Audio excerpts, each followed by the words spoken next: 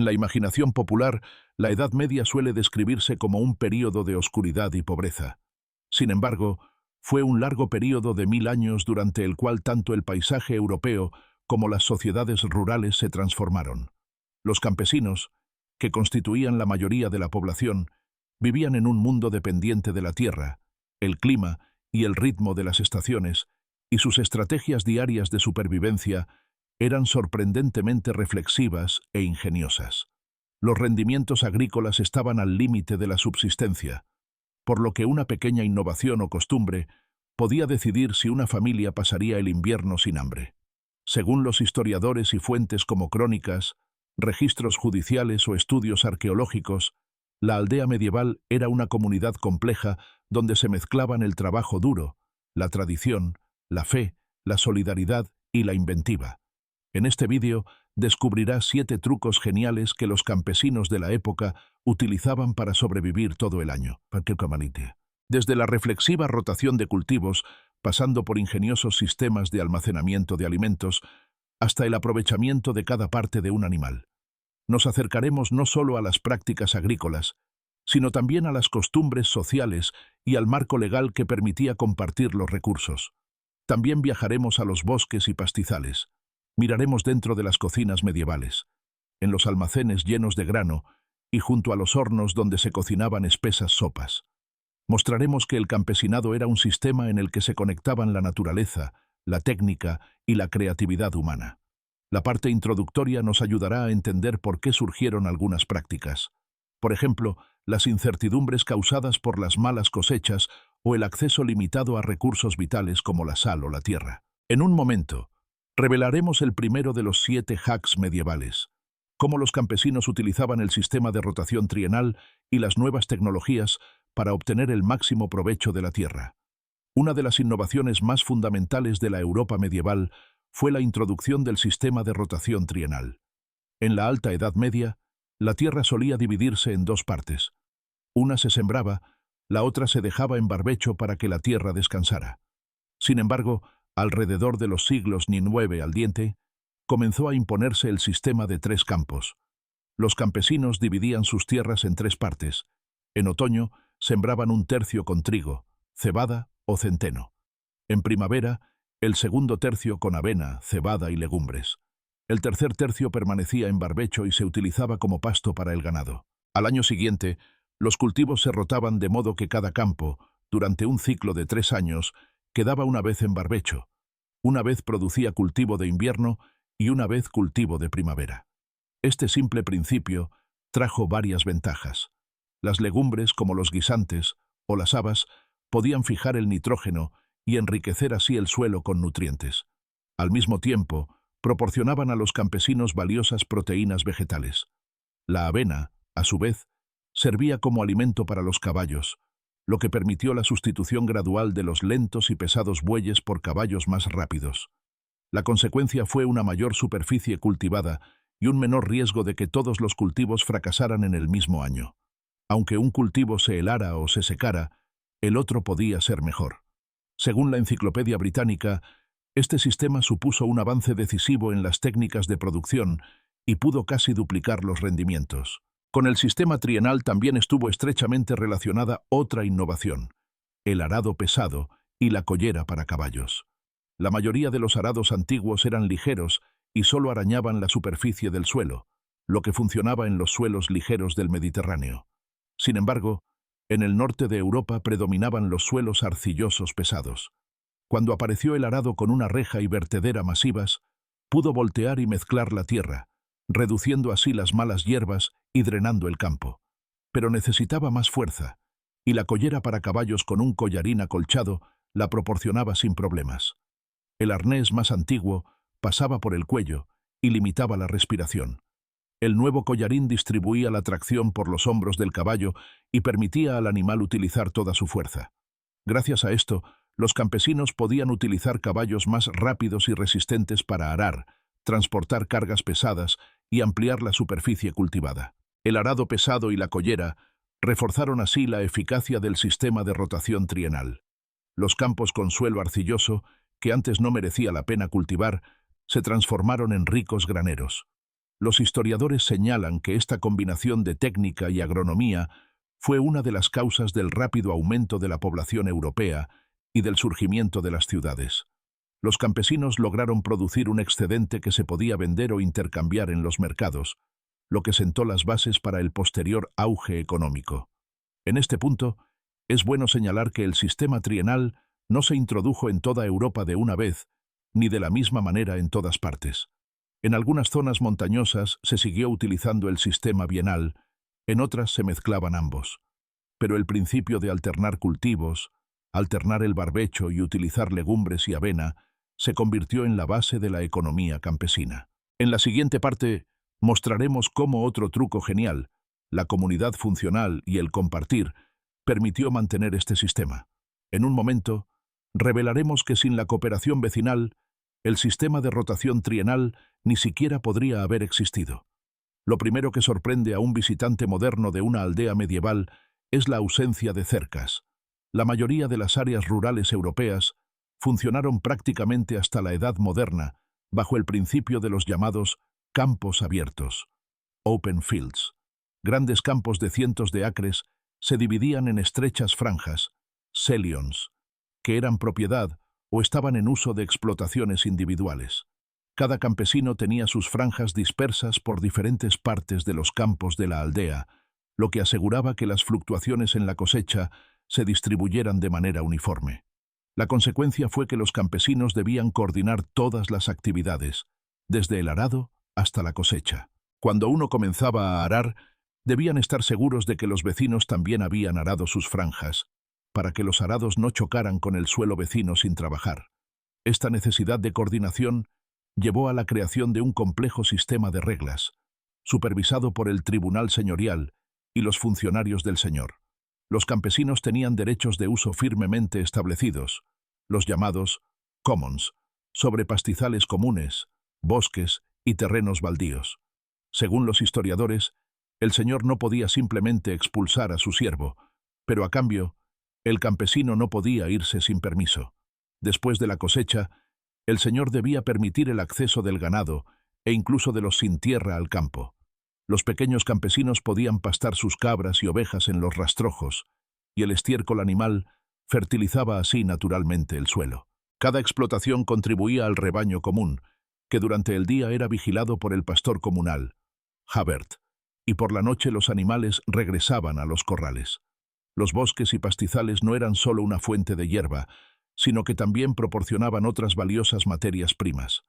En el bosque de Sherwood, según una inquisición de 1327, los habitantes tenían derecho a recoger hojas caídas y helechos para abonar el campo, pasto para el ganado, y recolección de bellotas y hayucos para los cerdos. El pannage, de otoño, el período en que se soltaban los cerdos en el bosque para engordar con bellotas, era crucial en la vida del campesino medieval. En los bosques también se les permitía recoger madera muerta para leña, pero talar árboles vivos estaba estrictamente prohibido. Todo esto estaba bajo la supervisión de los funcionarios forestales, egisters, que cobraban tasas y vigilaban que no se excedieran los derechos. Otro derecho, a veces pasado por alto, era el gleaning, espigueo, el derecho a recoger los restos de grano después de la cosecha. Después de la cosecha, cuando los segadores se llevaban las gavillas, los aldeanos más pobres y las viudas podían recorrer los campos y recoger los granos olvidados. Esta práctica tenía raíces en las tradiciones bíblicas y aseguraba que ninguna espiga se desperdiciara. Los registros de la Inquisición de Clipstone muestran cuán en serio se tomaban estos derechos. Los campesinos incluso demandaron al rey por violar estos derechos, argumentando que estaban perdiendo su sustento. Cuando la cosecha llegaba a la aldea, el señor podía declarar los llamados bid-reaps, cosechas comunales, días en que todos estaban obligados a ayudar con los trabajos de la siega. La ventaja era mutua. El señor obtenía mano de obra y los aldeanos podían cosechar más rápido y proteger la cosecha del mal tiempo. Según las crónicas, tales cosechas comunes a menudo se convertían en un evento comunitario con comida y canto, aunque fuera un trabajo duro. Las franjas de campo, es decir, los selions, debían cultivarse a un ritmo sincronizado. El tribunal señorial determinaba las fechas exactas de arado, siembra, corte de heno y pastoreo, y la violación conllevaba multas. La estructura de campos abiertos también traía consigo una distribución más justa de los riesgos. Un campesino no podía perderlo todo de una vez debido a una tormenta local, ya que poseía varias franjas en diferentes partes del campo. Al mismo tiempo, estaba obligado a cooperar con sus vecinos y participar en las decisiones comunales. Este modelo se mantuvo en las Islas Británicas y en gran parte del norte y centro de Europa hasta el período de los cercamientos, enclosure, en los siglos XV al XVIII, cuando la tierra comenzó a parcelarse y los campesinos perdieron el acceso a las tierras comunales, common land. La cooperación dentro de la aldea no era solo una cuestión de economía, sino también de supervivencia. El trabajo conjunto, el compartir herramientas, rebaños y conocimientos creaban una red que permitía a los campesinos superar períodos de malas cosechas o enfermedades. En la siguiente parte, descubrirá cómo los campesinos lograban conservar la cosecha de estos campos cultivados en común para que les durara durante el invierno, y cómo de esto surgió un repertorio culinario y tecnológico extraordinario. En la Edad Media no existían los refrigeradores y, sin embargo, la gente necesitaba procesar enormes cantidades de cosecha durante unas pocas semanas agitadas para que durara meses. La pérdida de las reservas podía significar hambre y muerte. Por lo tanto, los campesinos desarrollaron una amplia gama de métodos de conservación que a menudo se heredaban de generación en generación. Según los manuscritos de cocina y las crónicas medievales, estos métodos eran esencialmente los mismos que en la antigüedad y solo cambiaron con la invención de la conservación en el siglo XIX. El método más simple y extendido era el secado. Los rayos del sol y el viento eliminaban la humedad de los alimentos y ralentizaban así la proliferación de microorganismos. En climas cálidos, el grano o la fruta se secaban sobre esteras. En las regiones más al norte, se utilizaban áticos ventilados, hornos calientes o incluso las salas de estar, donde colgaban manojos de hierbas, judías o cajas con manzanas secas. El secado también se aplicaba a la carne. El pescado se transformaba en stockfish, pescado seco, y la carne se secaba sobre el fuego o en cámaras de ahumado, donde el humo no solo secaba, sino que también daba sabor. Los pollos, cerdos u ovejas a menudo se sacrificaban para el invierno a finales de noviembre, un período que en Inglaterra se llamaba Blood Month, mes de la sangre. La parte fresca de la carne se consumía rápidamente, pero la mayoría debía conservarse. El ahumado y la salazón estaban entre los métodos más populares. La carne primero se sumergía en una fuerte salmuera, a menudo enriquecida con hierbas o menta, y luego se secaba durante varios días sobre el fuego. La carne impregnada de sal era dura y salada. Por lo tanto, antes de cocinarla, debía remojarse durante mucho tiempo en agua para eliminar la sal. Los campesinos añadían tocino a las sopas espesas y gachas, aportando sabor y calorías a la comida. El pescado y algunas carnes también se encurtían en vinagre o vino, creando un ambiente ácido que frenaba las bacterias. La conservación de huevos consistía en sumergirlos en una solución de cal o en ceniza, lo que prolongaba su durabilidad. Las reservas de conservas también incluían verduras. Pepinos, coles o cebollas se encurtían en salmueras o soluciones ácidas. La col se fermentaba para hacer chucrut. Entre los italianos surgió el kimchi. Nota: esto es probablemente un error en el texto original. El kimchi es coreano, y en las regiones alemanas, el chucrut, sauerkraut. Las legumbres y los cereales se almacenaban en graneros secos, a menudo en silos elevados, para protegerlos de los roedores y la humedad. Otra forma de conservación era sellar los alimentos en grasa o miel. La carne se guisaba y luego se cubría con manteca derretida, creando una capa grasa que impedía el acceso del aire. Del mismo modo, la fruta podía almacenarse en miel o en un jarabe de azúcar concentrado, lo cual era un lujo para la mayoría de los campesinos. Pero donde la miel era fácilmente accesible, se conservaban así, por ejemplo, las ciruelas. Los microorganismos también se utilizaban activamente. El grano se transformaba en cerveza y vino, lo que no solo prolongaba la durabilidad, sino que también destruía bacterias. La leche, que se estropeaba rápidamente, se convertía en yogures, suero de leche y, sobre todo, en quesos. Según los historiadores, El queso era la principal fuente de proteínas animales para los campesinos pobres, ya que la leche no se daba a los adultos. La cerveza merece una atención especial. En la mayor parte del norte de Europa, era el sustituto diario del agua, ya que el agua solía estar contaminada. En el siglo XIII, la cebada para cerveza constituía casi un tercio de toda la producción de cereales de Inglaterra.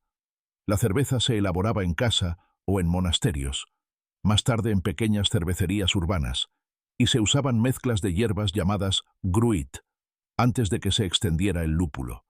A finales de la Edad Media, la cerveza con lúpulo se hizo popular porque duraba hasta medio año. El consumo diario incluía cerveza floja, small beer, para el desayuno, y cerveza más fuerte por la noche, con un habitante promedio de Inglaterra o los Países Bajos bebiendo hasta 275-300 litros al año. Otro tesoro de la cocina medieval eran los platos de gachas llamados pottage, potaje. Eran sopas espesas de cereales y verduras, complementadas con carne si estaba disponible. Según las crónicas inglesas, el pottage era el alimento básico que podía burbujear en el caldero durante varios días. Se comía una parte y al resto se le añadían más ingredientes. Tal comida ahorraba combustible y permitía aprovechar las sobras. Cuando se agotaban las reservas de carne fresca, se añadía al pottage tocino seco o carne ahumada. Había muchas formas de superar el período de hambre entre el agotamiento de las reservas y la nueva cosecha. Los campesinos también construían fosas para almacenar hortalizas de raíz, donde la remolacha, la zanahoria o la col se guardaban en arena o paja y permanecían comestibles hasta la primavera. En los asentamientos se creaban graneros comunes, donde se reservaba parte del grano para toda la comunidad, para prevenir la hambruna.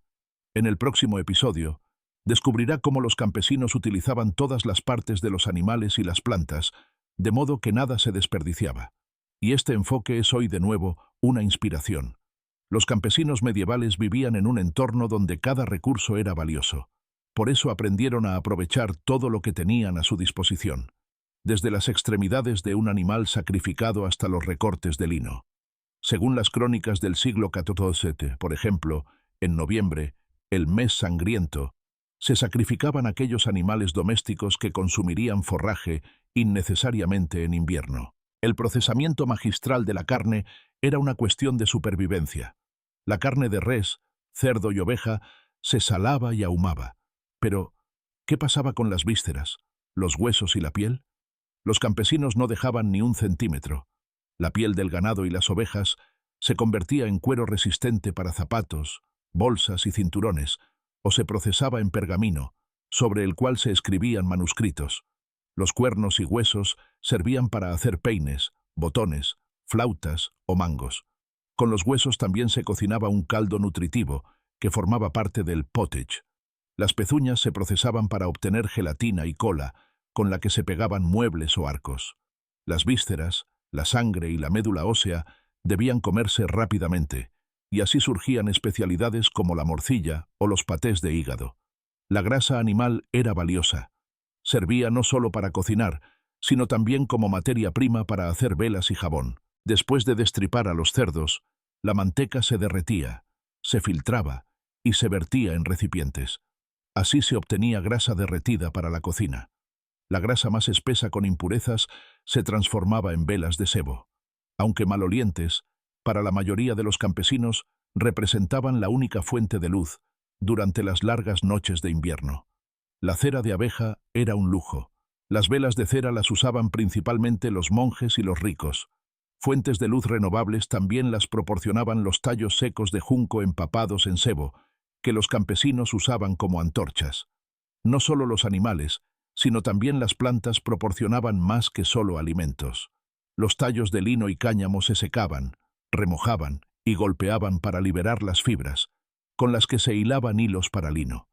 El cultivo de lino era laborioso, pero proporcionaba un material resistente para ropa, sacos y cuerdas. Las ortigas, que hoy consideramos malas hierbas, se usaban como sustituto del lino y el hilo resultante era sorprendentemente fuerte. De las raíces se obtenía un pigmento azul para teñir. Las hojas servían como forraje para los cerdos. Las varas de sauce, Álamo, temblón y avellano se cosechaban en otoño y durante el invierno se usaban para tejer cestas, entrelazar paredes para casas de adobe, el llamado wattle and daub, quincha o bareque, o hacer redes de pesca. Con los tallos de caña se hacían cubiertas para tejados y esteras. Los helechos y las hojas secas servían como lecho para el ganado o como aislamiento. Incluso el barro de los estanques se mezclaba con paja y se convertía en un sólido reboque de arcilla. Cuando el invierno llegaba a la aldea, el trabajo en el campo cesaba, pero no había tiempo para la ociosidad. Los campesinos reparaban las casas, cortaban leña, fabricaban azadas, rastras con púas de hierro o cubos. Las mujeres y los niños procesaban la lana. El hilado, el tejido y la costura se realizaban en cada cabaña. El hilo era muy necesario. La ropa se remendaba constantemente, la tela era cara, por lo que los vestidos viejos se rehacían en prendas más pequeñas para los niños. En los meses de invierno también se reparaban cercas, zanjas y caminos comunes. Quien no se ocupaba de estos trabajos comunitarios se arriesgaba a una multa en el tribunal señorial. La fabricación de esteras de paja y escobas proporcionaba tanto empleo como medios para calentarse. La paja sobrante se usaba como combustible. Esta cultura de no desperdiciar también tenía una dimensión ambiental. Los campesinos sabían que el uso excesivo de los bosques o la caza dañaría los recursos para el próximo año. Por eso existían normas como la prohibición de talar árboles vivos y la limitación de la recogida de leña. La comunidad así no solo sobrevivía, sino que mantenía un equilibrio con el paisaje. En el próximo capítulo, veremos cómo se alimentaban los campesinos y veremos que su dieta era más variada de lo que podría parecer. La idea de la comida medieval como una mezcla monótona de gachas y pan no es del todo justa. Aunque los cereales y las verduras constituían la base, los campesinos complementaban su dieta con una variada gama de hierbas, frutas, productos lácteos y, ocasionalmente, carne. Los hallazgos arqueológicos y las fuentes escritas demuestran que la cocina medieval era adaptativa y creativa. En los patios había pequeños huertos, en los que se cultivaban cebollas, ajos, guisantes, coles, puerros o hierbas como tomillo, salvia e hisopo. Estas verduras se añadían a los potajes y lograban enriquecer la dieta con vitaminas durante los meses de invierno. El pan seguía siendo la fuente básica de calorías. En el norte de Europa se horneaba principalmente con centeno, cebada y avena, porque el trigo era caro. En las regiones del sur se centraban en hogazas de trigo. El pan a menudo se horneaba en común en el horno comunitario, donde las familias se asignaban días de horneado. Según las crónicas, en algunas aldeas aparecieron incluso rituales peculiares. Si un panadero vendía una hogaza de mala calidad, podía ser humillado teniendo que llevar el pan colgado alrededor del cuello.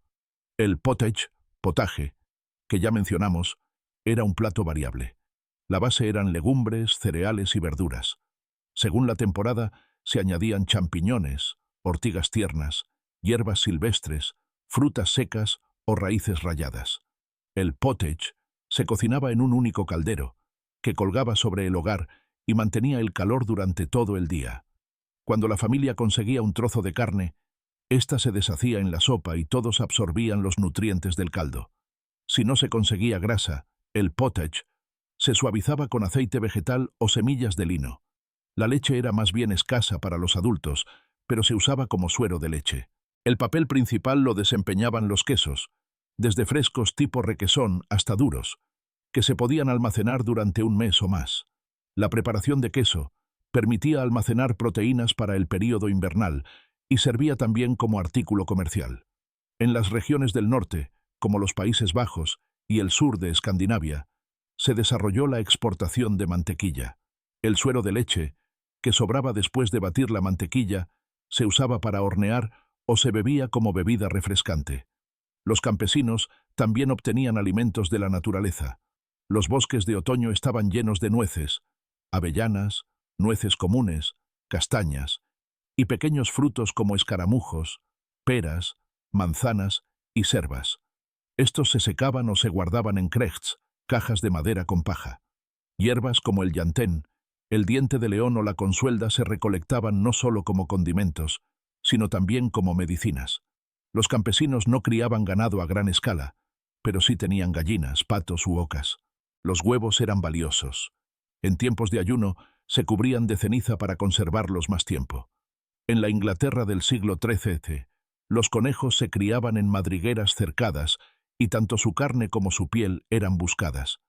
El tradicional Hungry Gap, el vacío del hambre, en julio, cuando las reservas de grano se agotaban y la cosecha fresca aún no estaba lista, los campesinos lo superaban con sobras, productos lácteos y cerveza. Julio era también el período en que se esquilaba la lana de las ovejas y las familias se preparaban para el gran carrusel de la cosecha. Los niños recogían frutas silvestres y las mujeres preparaban jarabes con ellas. Mantener la variedad en la dieta era importante no solo para la salud, sino también para el bienestar psicológico. En el próximo capítulo nos centraremos en cómo los campesinos adaptaban todo el año a sus labores y cómo aprovechaban la temporada baja para fabricar productos secundarios. La vida del campesino medieval se regía por el ciclo anual, ya alrededor del año 1020. Nota: el texto checo dice 2020, lo cual es un error obvio. Debería ser 1020 o 1030 para el Julius Work Calendar. Surgió en Canterbury el llamado Calendario de Julius Work, un manuscrito iluminado que representa para cada mes los trabajos típicos. Este calendario se convirtió en una especie de planificador visual. En enero se araba y plantaba. En marzo se surcaba y rastrillaba. En julio se segaba el heno. En agosto se cosechaba el grano. En septiembre se prensaba el vino o se recogía fruta. En noviembre se sacrificaba el ganado y en diciembre se trillaba el grano. Todas las actividades estaban interconectadas. El momento incorrecto de una tarea podía poner en peligro la siguiente. En invierno, cuando la tierra se helaba, los campesinos cuidaban del ganado y preparaban las herramientas. En las aldeas también se desarrollaban festividades y celebraciones. Durante las 12 noches entre Navidad y la Epifanía, se trabajaba menos y se celebraban banquetes, a los que cada uno traía un poco de lo suyo. Con la llegada de enero comenzaba el arado de los cultivos de invierno. Los granjeros prestaban o compartían parejas de bueyes o caballos y araban las largas y estrechas franjas. Luego se sembraba y la tierra se nivelaba con rastrillos.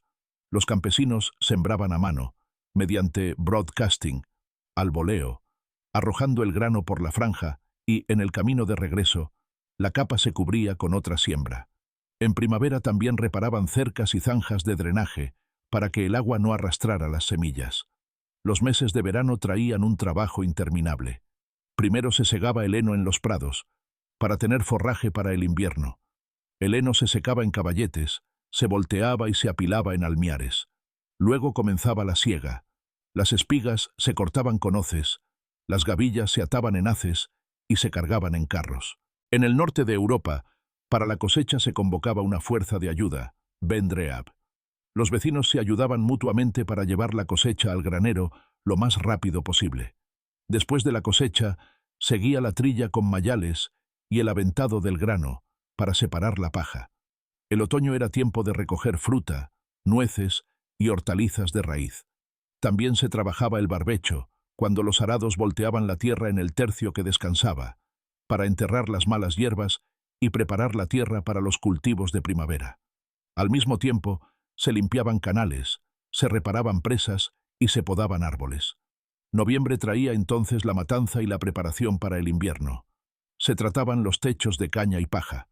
Aquí entraban especialistas en tejados de paja que durante el año se ganaban la vida con otro trabajo, pero en otoño ganaban un extra con las reparaciones.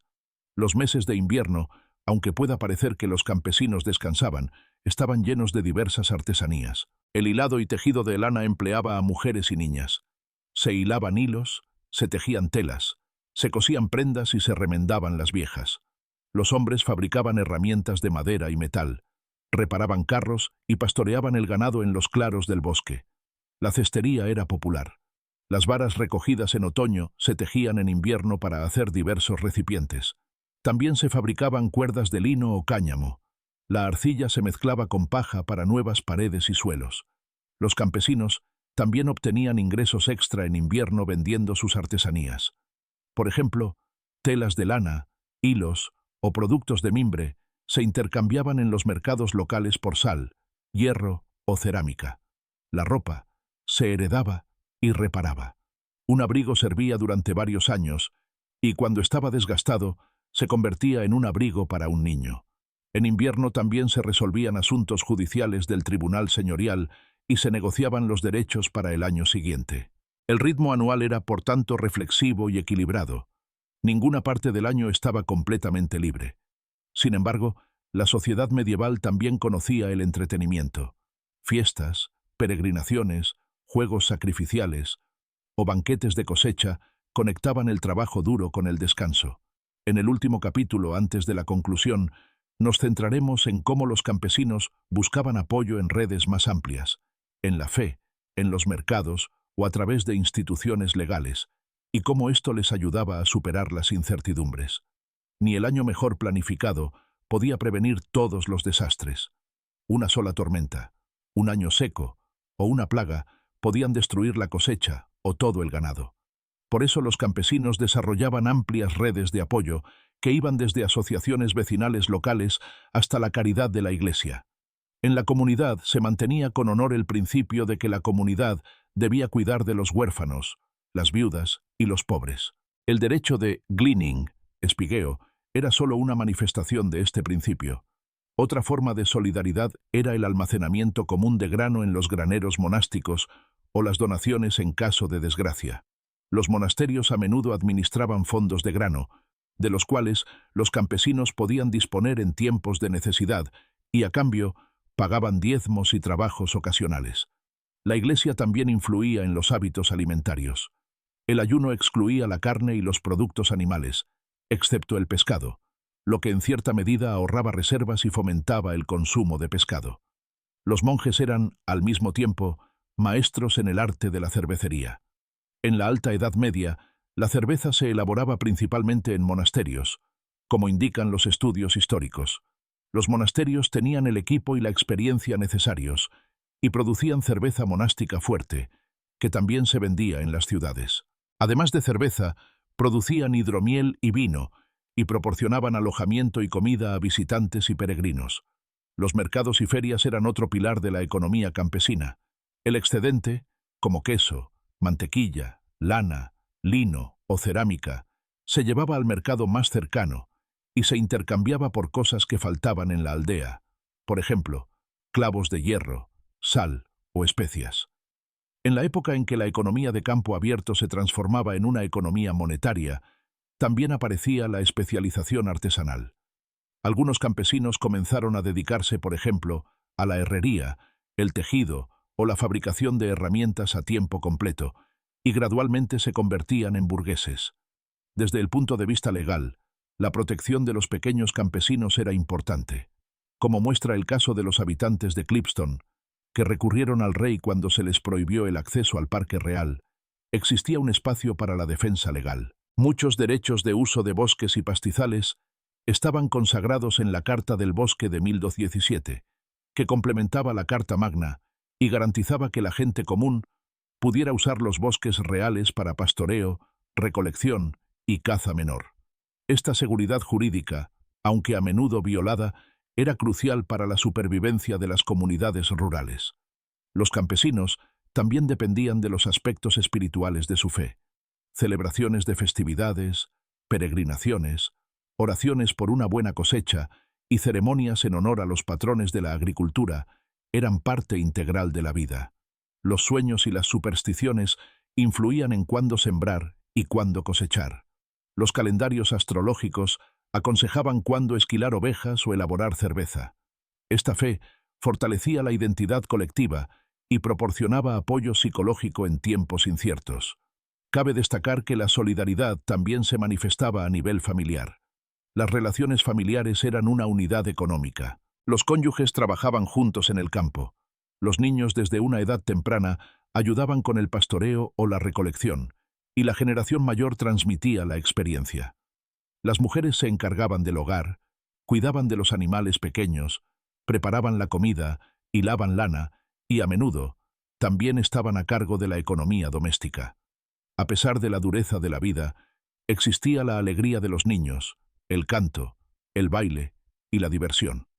En la siguiente parte, que es el último de nuestros 7 trucos, nos centraremos en cómo los campesinos utilizaban las bebidas alcohólicas, cerveza, hidromiel y vino, no solo como fuente de calorías y líquidos, sino también como un vínculo social y una forma de transformar el grano que se estropeaba rápidamente en un producto duradero.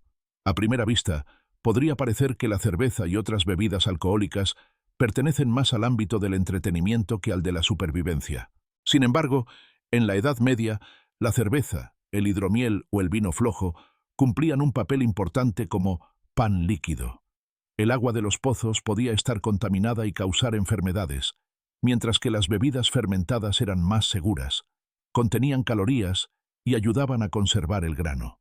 En el norte de Europa, donde el clima no era adecuado para el cultivo de la vid, la cerveza se convirtió en la bebida básica de todas las capas de la sociedad.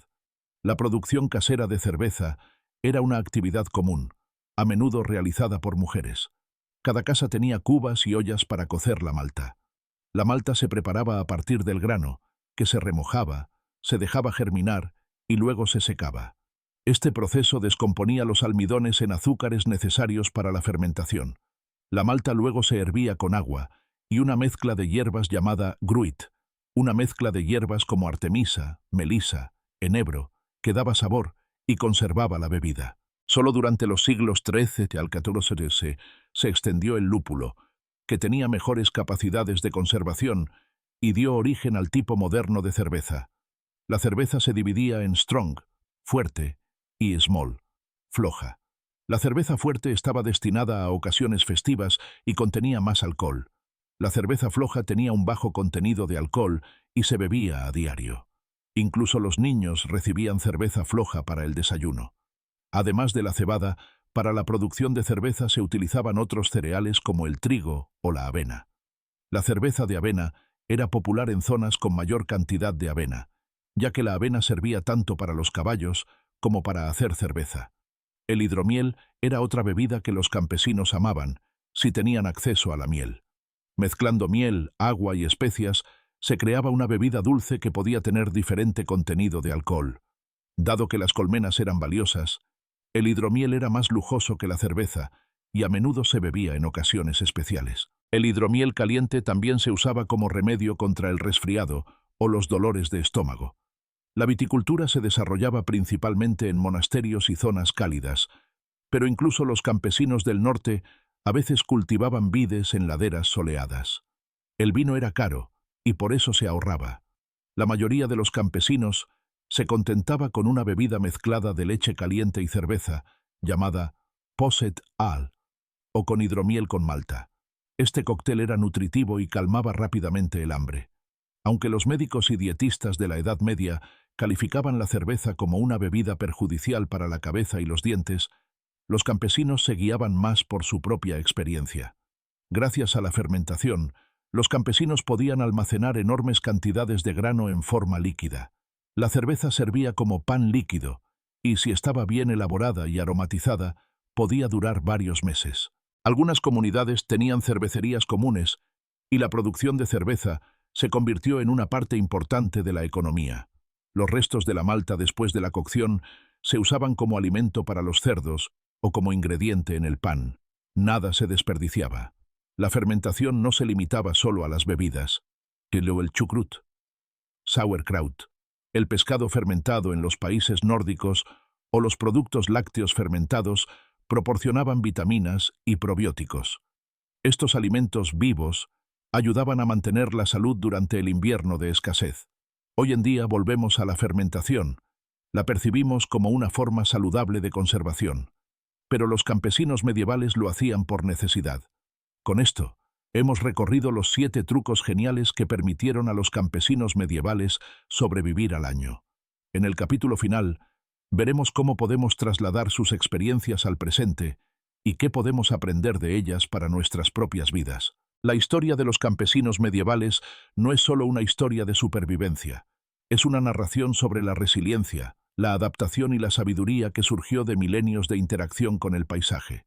Las personas que vivieron sin tecnologías modernas ni comercio global lograron crear un sistema complejo de gestión de la tierra, el agua y los recursos. El sistema de rotación trienal y el arado pesado nos recuerdan cuán fundamental puede ser una simple innovación. El compartir y los derechos comunales muestran que la cooperación puede ser tan importante como el esfuerzo individual. La conservación de alimentos, la fermentación y el uso de cada trozo de animal son pruebas de que el residuo cero, zero waste, no es un invento moderno, sino una práctica antigua. Cuando miramos el mundo de hoy, enfrentamos desafíos de cambio climático, desperdicio de alimentos y creciente aislamiento. Los campesinos medievales nos recuerdan que la localización, la diversidad y la comunidad son claves para la resiliencia. Aprendieron a regenerar el suelo alternando cultivos, lo que hoy llamamos agricultura sostenible. Lograron depender de alimentos locales y una dieta variada, lo cual es una inspiración para nosotros en la era de la agricultura industrial. El compartir recursos y el trabajo común en la aldea pueden ser una analogía de los actuales huertos comunitarios, bancos de alimentos o cooperativas que buscan la justicia social y el apoyo a los grupos vulnerables. Las técnicas tradicionales de conservación, secado, encurtido, fermentación, están volviendo a primer plano como métodos saludables y ecológicos que reducen la dependencia de congeladores y conservantes químicos. El uso de cada trozo de animal o planta nos recuerda que el desperdicio no es solo un problema económico, sino también moral. Y la cerveza. Las modernas cervecerías artesanales a menudo se basan en la tradición medieval, cuando la cerveza era pan líquido y se consideraba una parte básica de la dieta diaria. Por último, pero no menos importante, está la dimensión social. Los campesinos sobrevivieron a hambrunas y plagas no solo gracias a las reservas de alimentos, sino también gracias a la cohesión. Las cosechas comunes, la ayuda vecinal y la protección legal de los commons les permitieron hacer frente a las incertidumbres. Los desafíos de hoy, ya sea una pandemia, una crisis económica o desastres climáticos, requieren una solidaridad similar y la capacidad de compartir recursos. Las estructuras sociales cambian, pero la necesidad humana de cooperación permanece. Por lo tanto, cuando miramos la Edad Media, no vemos solo un período oscuro. Vemos un laboratorio en el que se desarrollaron métodos de supervivencia que son sorprendentemente actuales. En este vídeo hemos aprendido sobre 7 trucos geniales que ayudaron a los campesinos a sobrevivir todo el año. El sistema de rotación trienal, el compartir comunitario, la conservación de alimentos, el uso de todas las partes de los animales, la diversidad de la dieta, la planificación anual y la fermentación. Estas prácticas nos dan una valiosa lección sobre el respeto a la naturaleza, el valor de la cooperación y la fuerza del ingenio humano. Gracias por su atención.